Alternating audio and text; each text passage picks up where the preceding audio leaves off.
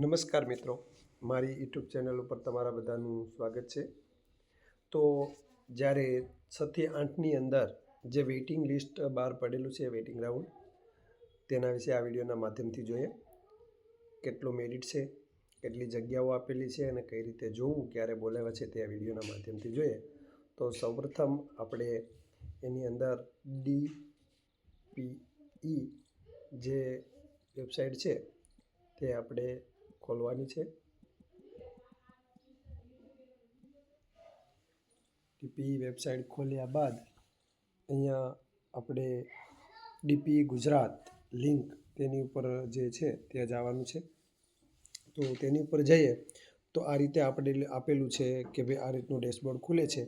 તો એની અંદર વિદ્યા સહાયક ગુજરાતી માધ્યમ જે છે તેના ઉપર આપણે જવાનું છે અને ત્યાં આપણે જે ટચ કરીએ એટલે તેની અંદર અહીંયા ગુજરાત રાજ્ય પ્રાથમિક શિક્ષણ પસંદગી સમિતિ શુભેચ્છા પાઠવેલ છે। તો તેની અંદર આપણે જોઈએ કે પ્રતીક્ષા યાદીમાં ઉમેદવારો માટે કોલ લેટર મેળવવા માટેની સૂચનાઓ છે 6 થી 8।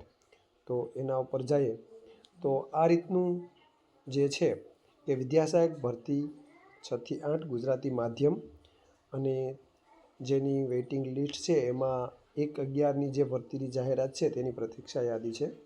તો પ્રતીક્ષા યાદીની અંદર આપણે જોઈએ કે 6/2/2000ના રોજ 18 કલાકથી વેબસાઇટ ઉપર પોતાના કોલ લેટર છે તે ડાઉનલોડ કરી શકાશે અને 6 થી 8ની જે મેરિટ છે એ તમને આમાં બતાવેલું છે।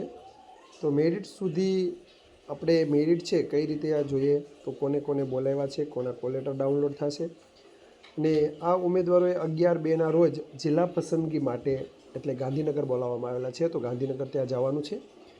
તો અહીંયા ભરતી છે તો એમાં કેટેગરી વાઇઝ આપેલું છે કે 6 થી 8 છે એમાં ગણિત વિજ્ઞાન, ગુજરાતી, હિન્દી, અંગ્રેજી, સંસ્કૃત અને સામાજિક વિજ્ઞાન। તો અલગ અલગ કેટેગરીનું જે છે મેરિટ તે આપણને અહીંયા બતાવેલું છે। તેમાં એટલા મેરિટની અંદર આવેલા જે ઉમેદવારો છે તેણે જે કોલ લેટર ડાઉનલોડ થશે અને તેને જિલ્લા પસંદગી માટે ગાંધીનગર છે તે જવાનું રહેશે। તો જે ભરતી છે એની અંદર જે ઉમેદવારો છે તેવા ઉમેદવારોએ જિલ્લા પસંદગીની કાર્યવાહી જ્યાં સુધી ચાલુ છે, જે પૂર્ણ ન થાય ત્યાં સુધી પોતાનું જે છે એ જોતું રહેવાનું છે વેબસાઇટ ઉપરથી મેરિટ।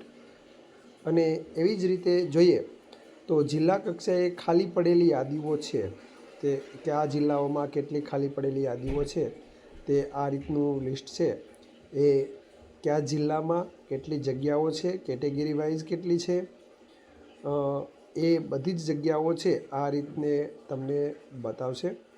અને એની અંદર જે તમે ત્યાં જશો તો ત્યાં પણ તમને જે જગ્યાઓ છે તે બતાવવામાં આવશે અને ત્યાં તમને પણ જે ચાલુ અપડેટ છે કેટલી જગ્યાઓ છે, કેટલી ભરાઈ ગઈ તે તમને તેમાં બતાવવામાં આવશે। અને ત્યાં તમારે મિત્રો બધા જ તમારા જે ઓરિજિનલ ડોક્યુમેન્ટ છે તે સાથે લેતા જવાના છે અને ડોક્યુમેન્ટ સાથે લઈ જવા તેનાથી જે તમારું ડોક્યુમેન્ટ વેરિફિકેશન કરી અને ત્યાં તમને જિલ્લા પસંદગી આપવામાં આવશે।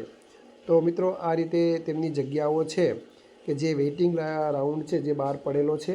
તો જે વ્યક્તિઓનો વારો નહોતો આવ્યો અને પોઈન્ટમાં રહી ગયા હતા તો તેણે આ પ્રતીક્ષા યાદીની અંદરથી પોતાનું જે નામ છે તે શોધી શકશે અને જોઈ શકશે। અને તો આ રીતે જે લિસ્ટ આપેલું છે એની અંદર આપણે જોઈએ તો ફાઇનલ મેરિટ, પ્રોવિઝનલ મેરિટ કે જે ફાઇનલ મેરિટ છે તમને આપેલું છે।